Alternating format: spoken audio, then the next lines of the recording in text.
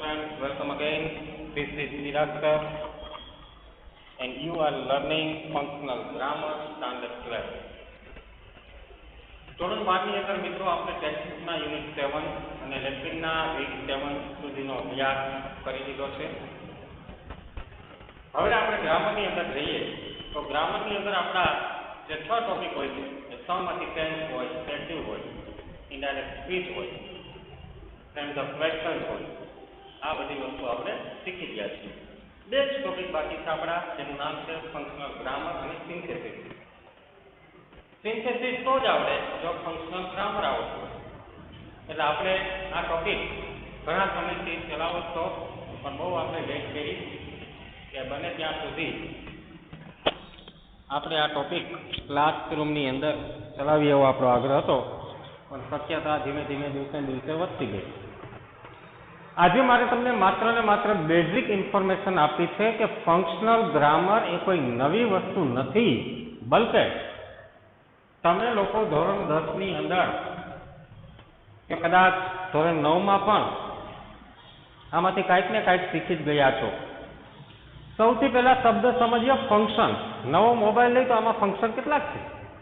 ટીવીની અંદર ફંક્શન, મોબાઈલની અંદર ફંક્શન, એસીની અંદર ફંક્શન, દરેકમાં ફંક્શન હોય છે.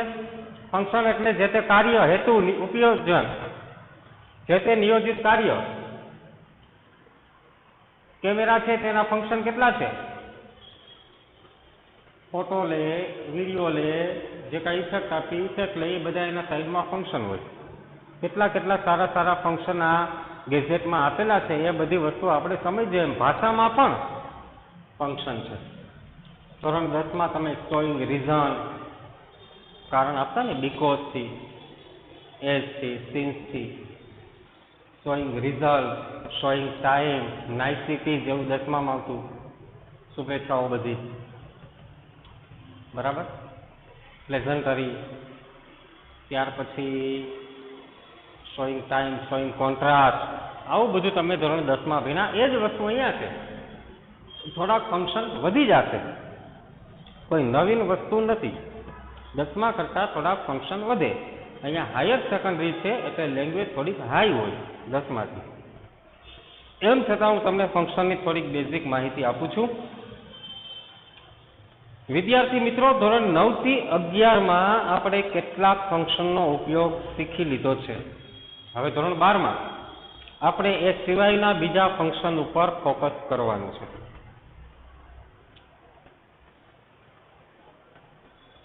Language plays an important role in our lives.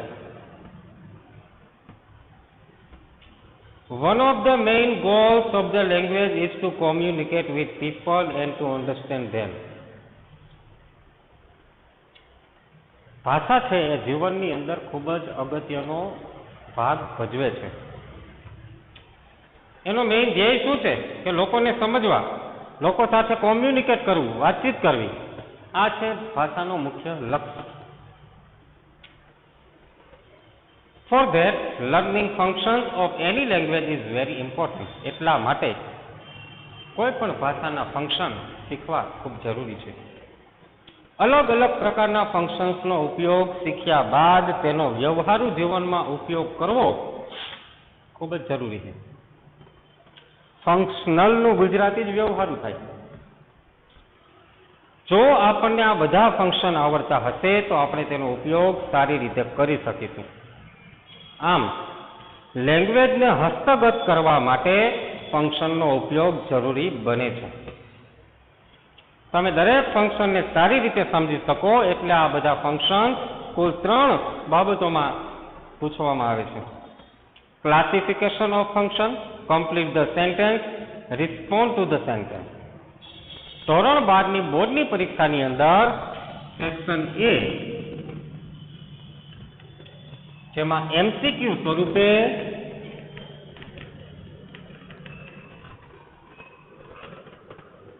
Dialog, જે ડાયલોગ તમારે 10માં પૂછાતા એ જ ડાયલોગ અહીંયા, પણ અહીંયા MCQ ABCD માંથી સિલેક્ટ કરવાના. સિલેક્ટ ધ ફંક્શન એ પણ સેક્શન A ની અંદર જ આવશે. સિલેક્ટ ફંક્શન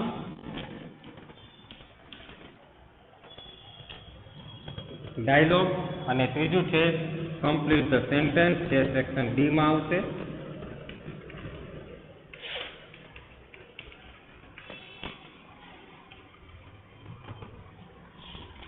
સિલેક્ટ ફંક્શનમાં તો શાંતિ હોય, ઉપર જ ફંક્શનના નામ આપી દીધા હોય કૌંસમાં, એમાંથી જ ઉતારવાના. એટલે હું તો વિદ્યાર્થીઓને આ બંને એમસીક્યુમાં જ ગણું છું. આના 3 ને આના 4 માર્ક.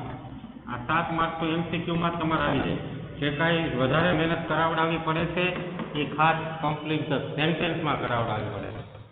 કમ્પ્લીટ ધ સેન્ટેન્સ જેને આવડે એને આવડે તો આવડે, કેમ કે આ તો બહુ લાંબી રેસ છે, 1500 કિલોમીટરની, અને આ તો 100 મીટરની 500 મીટરની જ છે.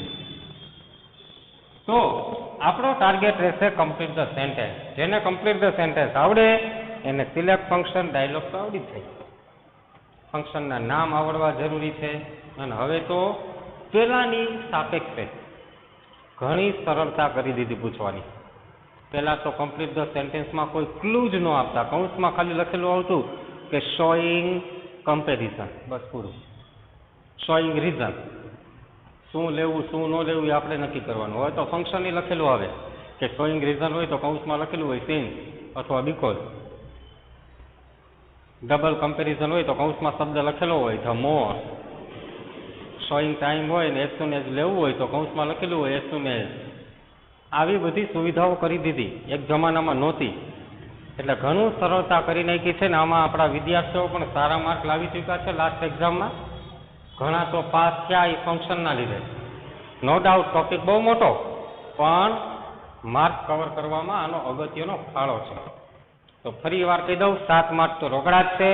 Main target complete the sentence. તો આપણી પ્રેક્ટિસમાં એક્સરસાઇઝ આની જ હશે. છેલ્લે તો બધાની ભણશું, પણ શરૂઆતમાં ફોકસ આની ઉપર હશે, કમ્પ્લીટ ધ સેન્ટેન્સ. કારણ કે એમાં એમસીક્યુ હોતા નથી, આમાં તો હોય છે ઓપ્શન, નીચેથી આપણે લખી શકીએ. તો આ હતી ફંક્શનની બેઝિક માહિતી દોસ્તો. ફંક્શન્સ ખૂબ જ અગત્યના છે. ટોટલ ટોપિક 12 માર્કનો છે. 7 માર્ક મેં તમને બતાવ્યા, 5 માર્ક હા. આની પહેલાં બોર્ડની પેપર સ્ટાઇલનો એક લેક્ચર આપણે લઈ લીધેલો છે, એમાં બધી ચોખવટ કરી દીધી હતી. પણ હવે આપણે એક નવા જ ટોપિક તરફ આગળ વધવાના છીએ. એટલે ખાસ દરેક ફંક્શન 10મામાં જે કાંઈ આપણે શીખી ગયા હોય થોડાક યાદ કરવાની કોશિશ કરવી. નાની નાની બાબતોને પણ આપણે સમાવી લેશું. જે કાંઈ તમને ક્વેરી કદાચ રહી જતી હોય તો એકાદી બુક એવી રાખો કે એમાં લખતા જાઓ. જે દિવસે આમને સામને થાય ત્યારે બધી જ ક્વેરીઝ આપણે સોલ્વ કરી શકીએ. અને બિલકુલ મહેરબાની કરીને આળસ ન કરતા ઘરે રીડિંગ કરવાનું ચાલુ જ રાખજો. એસે હોય તો એસે વાંચવો. જે કાંઈ આપણે ભણી ગયા છે કમસે કમ એટલું તૈયાર કરી નાખો. અત્યારે નવરાશના સમયમાં એકવાર ટેન્સ બધા જોઈ લ્યો 12 કાળ, જેથી કરીને આના આન્સર આપવામાં આપણે બહુ વાંધો ન આવે. એટલે ખાસ મારી રિક્વેસ્ટ છે કે એકવાર ટેન્સ બધા પાવરફુલ રીતે વાંચી નાખો. ટેન્સની અંદર જે કાંઈ આપણા કીવર્ડ્સ હોય, જે કોઈ બીજી અન્ય માહિતી આપેલી હોય, એ બધી વસ્તુને આપણે જોઈ લેવાની છે. તો દોસ્તો હવે પછી આપણે જુદા જુદા ફંક્શન વિશે ભણવાનું છે.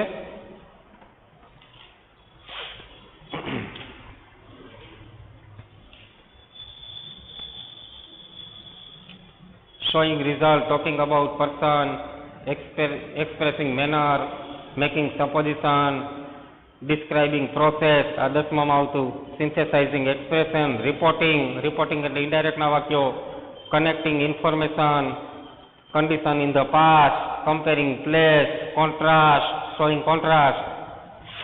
showing advice અથવા offering suggestion, expressing choice, either or neither nor નું, alternative choice, habitual past, used to ના વાક્યો, talking about person, place,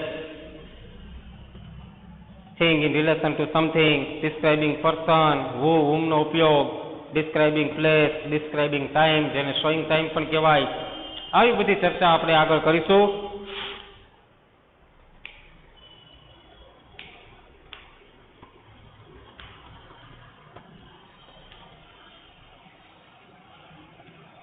Wish you all the very best. Next લેક્ચરમાં આપણે ફંક્શન 1 થી showing time થી શીખવાનું ચાલુ કરીશું. All the best.